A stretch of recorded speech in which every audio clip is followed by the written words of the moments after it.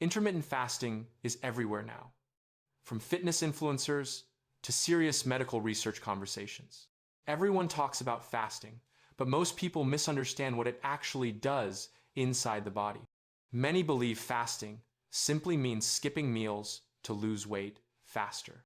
They think willpower is the key, and hunger means something is going wrong. But fasting is not about suffering, discipline, or starving yourself deliberately. Fasting is about timing, biology, and working with your body instead of fighting it. When done correctly, fasting feels less like restriction and more like alignment. Today, we will explain what fasting really is and what it is not. We will explore what happens inside your body when you stop eating temporarily, and why your body responds in predictable, intelligent ways during fasting periods. Whether you are new to fasting or experienced, this explanation may surprise you. Before continuing, remember this is educational content, not medical advice. If you have health conditions, consult a medical professional before fasting. Now, let's start by clearing up a crucial misunderstanding about fasting itself. Fasting is not the same thing as starvation, despite popular fear-based assumptions. Starvation is involuntary, prolonged, and dangerous for the human body. Fasting is voluntary, controlled, and time-limited by design. In fact, every human being already fasts naturally every single day. The word breakfast literally means breaking the overnight fast.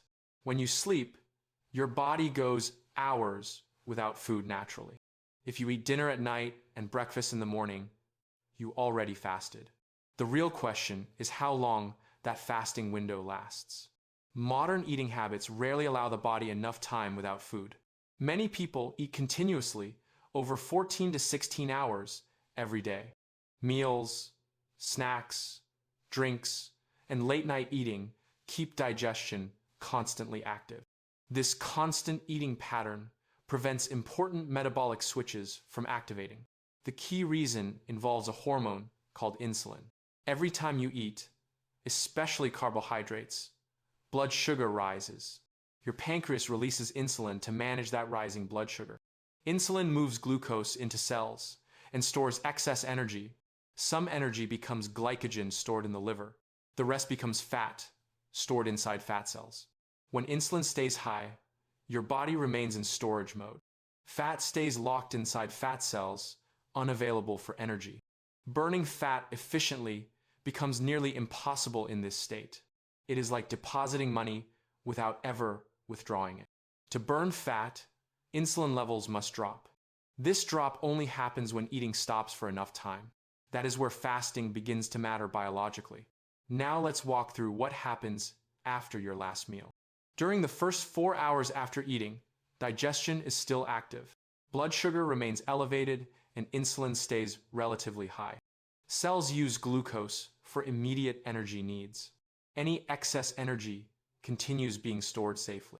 Nothing unusual is happening during this early phase. Between 4 and 8 hours, digestion begins slowing down. The glucose from your meal is mostly used or stored. Your body now turns to its backup energy source. The liver releases glycogen to maintain stable blood sugar. Insulin levels begin gradually declining during this phase.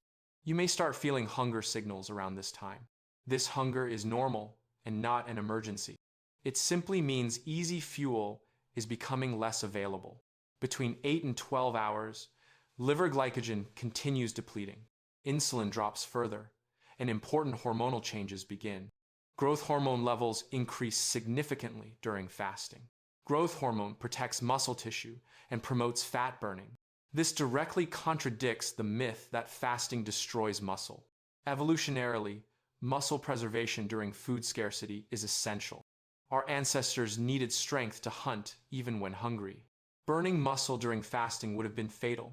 The human body evolved smarter survival mechanisms. Growth hormone helps preserve muscle while using fat for energy. Around 12 to 16 hours, a major metabolic shift occurs. Liver glycogen becomes largely depleted by this point. The body must find an alternative fuel source. Fat cells release fatty acids into the bloodstream. The liver converts these fatty acids into ketones.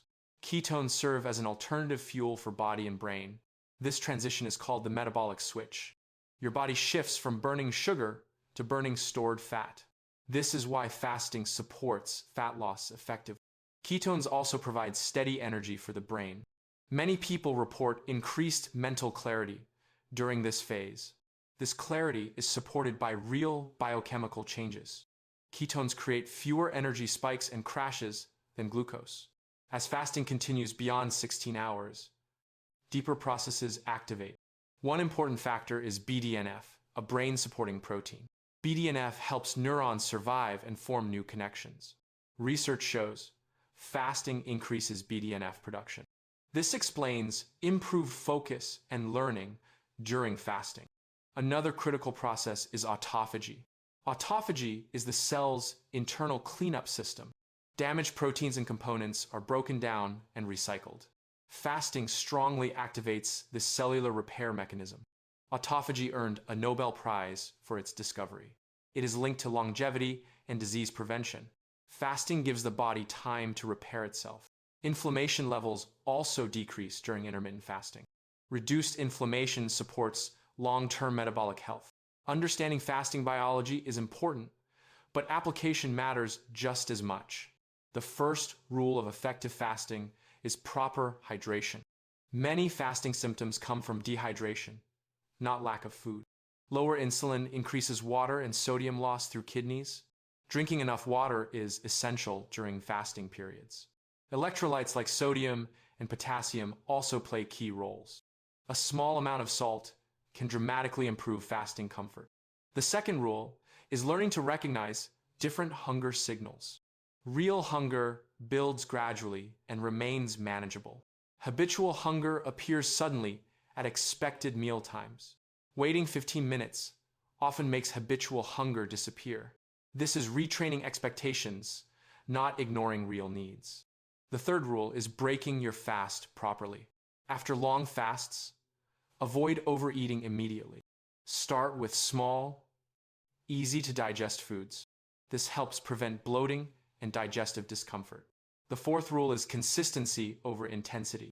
Moderate fasting practiced regularly beats extreme fasting occasionally. Your body adapts over time to fasting schedules. What feels difficult initially becomes natural within weeks. The fifth rule is food quality still matters greatly. Processed foods make fasting harder and less effective. Whole foods stabilize blood sugar and support fasting success. Fasting and nutrition work best together, not separately. Some people benefit from 16-hour fasts, others longer. The best fasting length depends on individual biology and goals. Fasting is not about forcing your body into stress. It is about allowing natural systems to function properly. You are not fighting your body when fasting correctly. You are giving it space to do what it evolved to do.